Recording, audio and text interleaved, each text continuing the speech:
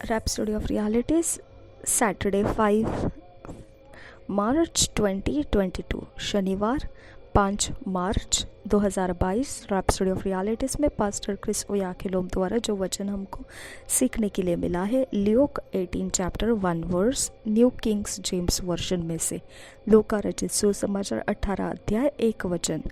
लूका रचित सुसमाचार 18 अध्याय का 1 वचन, Luke 18 chapter 1 verse, New King James version में से। इस वचन के आधार से जो विषय है, एन इफेक्टिव प्रेयर लाइफ, प्रभावशाली प्रार्थना जीवन। एन इफेक्टिव प्रेयर लाइफ, प्रभावशाली प्रार्थना जीवन। हम पढ़ेंगे Luke 18 chapter 1 verse, New Kings James version में से। Then he spoke a parable to them that men always ought to pray and not lose heart. और एक बार पढ़ेंगे Luke 18 chapter 1 verse, then he spoke a parable to them that men always out to pray and not lose heart। यही वचन हम पढ़ेंगे हिंदी में BSI Bible में से, इंग्लिश में न्यू किंग्स जेम्स वर्जन में से पढ़ा, हिंदी में हम BSI बाइबल में से पढ़ेंगे। फिर उसने इसके विषय में कि नित्य प्रार्थना करना और हियाव न छोड़ना चाहिए, उनसे यह दृष्टांत कहा। और एक बार पढ़ेंगे लूका रचित सुसमाचार 18 अध्याय का 1 वचन। फिर उसने इसके विषय में कि नित्य प्रार्थना करना और हियाव न छोड़ना चाहिए, उनसे यह दृष्टांत कहा।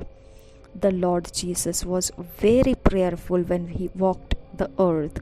पास्टर क्रिस ओयाखिलोम हमको सिखाते हैं वचन के आधार से आज का विषय, प्रभु यीशु मसीह बहुत प्रार्थना भरा हुआ था जब वह पृथ्वी के ऊपर चल रहा था।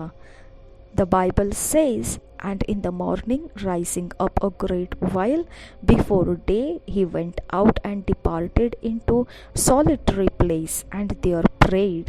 Mark 1 chapter 35 verse। पवित्र बाइबल इस प्रकार से बताता है, मरकुस रचित सुसमाचार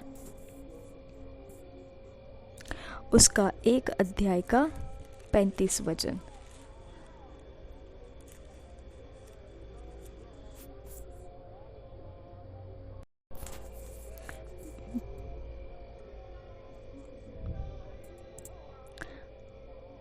मरकुस रचित 1 अध्याय 35 वचन इस प्रकार से बताता है,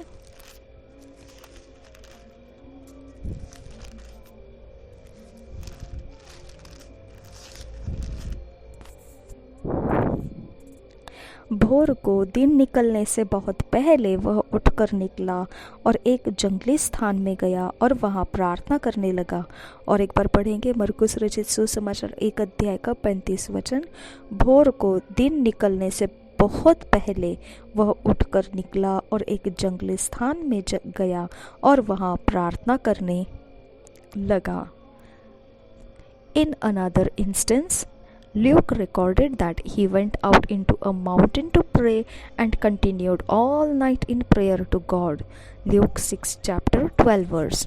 और एक घटना ऐसी लिखी गई है जो लूका बताता है हमको, वह 6 अध्याय लूका रचित 6 अध्याय के 11 वचन में है, 12 वचन में। लूका रचित 6 अध्याय 12 वचन इस प्रकार से बताता है उस यीशु मसीह के प्रार्थना करने के विषय में। और याकूब का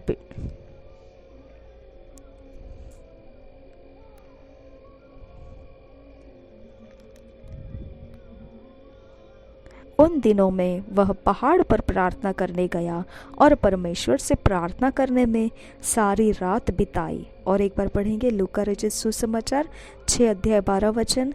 उन दिनों में वह पहाड़ पर प्रार्थना करने गया और परमेश्वर से प्रार्थना करने में सारी रात बिताई।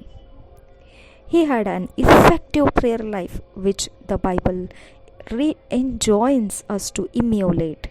उसके पास बहुत प्रभावशाली प्रार्थना जीवन रहता था और यही तो पवित्र बाइबल हमको कहता है, हमने उसके ही साथ संगति में जुड़ लेना है, उसी की तरह हमने डूब जाना है प्रभावशाली प्रार्थनाओं में।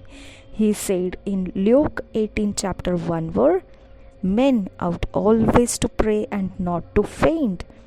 लूका रचित सुसमाचार के 18 अध्याय के 1 वचन में उसने इस प्रकार से कहा, फिर उसने इसके विषय में कि नित्य प्रार्थना करना और हियाव न छोड़ना चाहिए उनसे यह दृष्टांत कहा। The Apostle Paul reiterated the same thing. He said, pray without ceasing. 1 Thessalonians 5 chapter 17 verse. फिर पौलुस ने भी इसी बात को दोहराया है। हम पढ़ सकते हैं उसे पहले थिस्सलुनीकियों की पत्री उसके 5 अध्याय के 17 वचन में। निरंतर प्रार्थना में लगे रहो।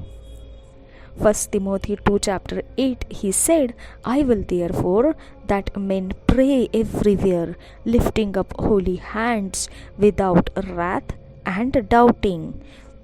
पहले तिमोथियुस की पत्री 2 अध्याय के 8 वचन में भी यही लिखा गया है। उसे हम पढ़ेंगे BSI बाइबल में से पहले तिमोथियुस की पत्री 2 अध्याय का 8 वचन। यीशु मसीह को स्मरण रख जो दाऊद के वंश से हुआ। एक मिनट, पहले तिमोथी, दूसरे नहीं, पहले तिमोथियुस की पत्री 2 अध्याय के 8 वचन में भी यही लिखा है। इसलिए मैं चाहता हूँ कि हर जगह पुरुष बिना क्रोध और विवाद के पवित्र हाथों को उठाकर प्रार्थना किया करे। और एक बार पढ़ेंगे पहले तिमोथियुस की पत्री 2 अध्याय 8 वचन। इसलिए मैं चाहता हूँ कि हर जगह पुरुष बिना क्रोध और विवाद के पवित्र हाथों को उठाकर प्रार्थना किया करे। This is God's admonition to us. यह परमेश्वर का आग्रह है हमारे लिए। We are to live a life of prayer. हमने प्रार्थना का जीवन जीना चाहिए। How important this is. यह कितना ही महत्वपूर्ण बात है। Having an effective prayer life is not just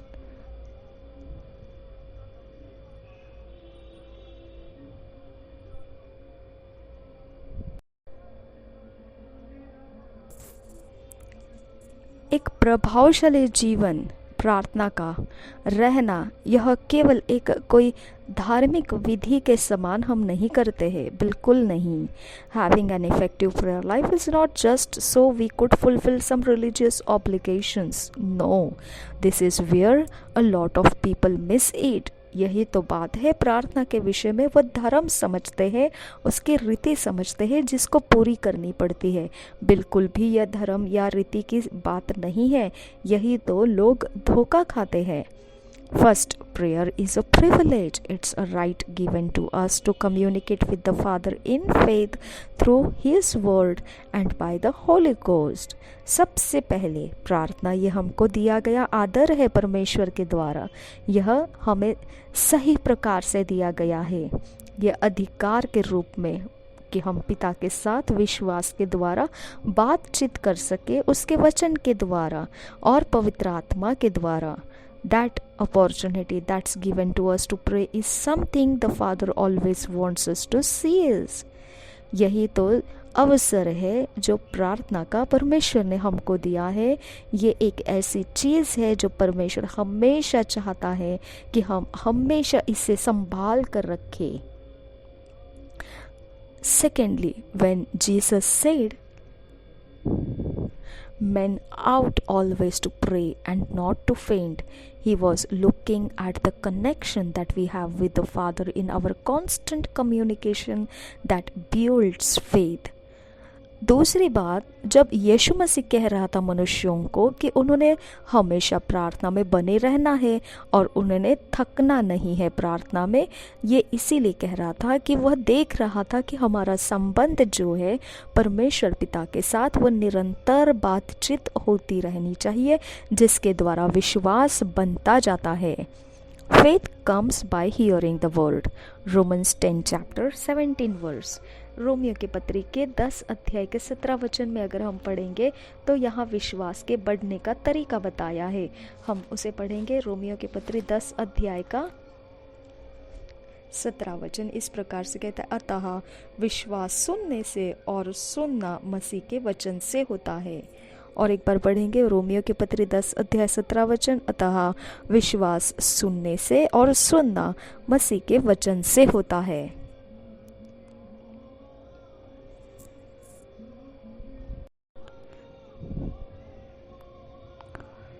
Through that fellowship, we keep hearing the word because the Father always speaks. He always talks to us. He always shares His word with us. इस सहभागिता के ही द्वारा हम वचन को सुनते रहते हैं, क्योंकि पिता हमेशा बातें करता है। वह हमेशा हमारे साथ बोलता है। वह हमेशा उसके वचन के साथ हमारे साथ सहभागिता करता है, उसको हमारे साथ बांटता है। That's why Paul taught us to pray, the grace of the Lord Jesus Christ and the love of God and the communion of the Holy Ghost be with you all. Amen.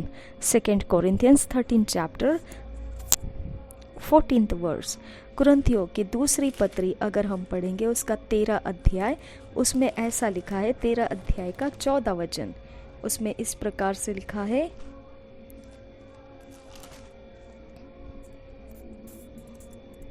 14 वचन, प्रभु यीशु मसीह का अनुग्रह और परमेश्वर का प्रेम और पवित्र आत्मा की सहभागिता तुम सबके साथ होती रहे। हालेलुया।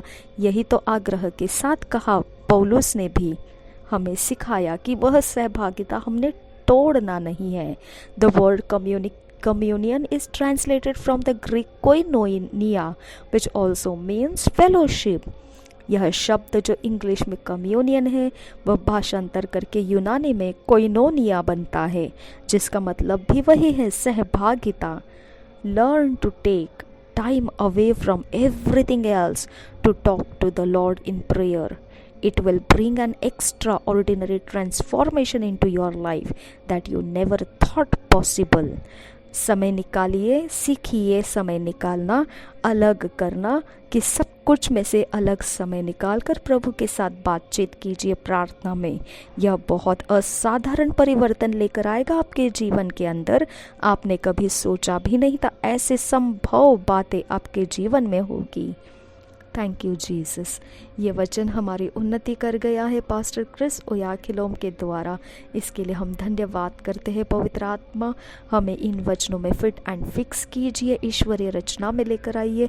जिस प्रकार से ये वचन हमारे अंदर उन्नति किया, यही उन्नति के साथ हम तेरे सेवा में, तेरे सेवा करने वालों में और तेरे काम करने के लिए इस जगत के अंदर इर्द गिर्द में लाभदायी बने। नासरी यीशु मसीह के नाम में विनती करते हैं पिता, सुन और कबूल कर। आमीन, आमीन, आमीन।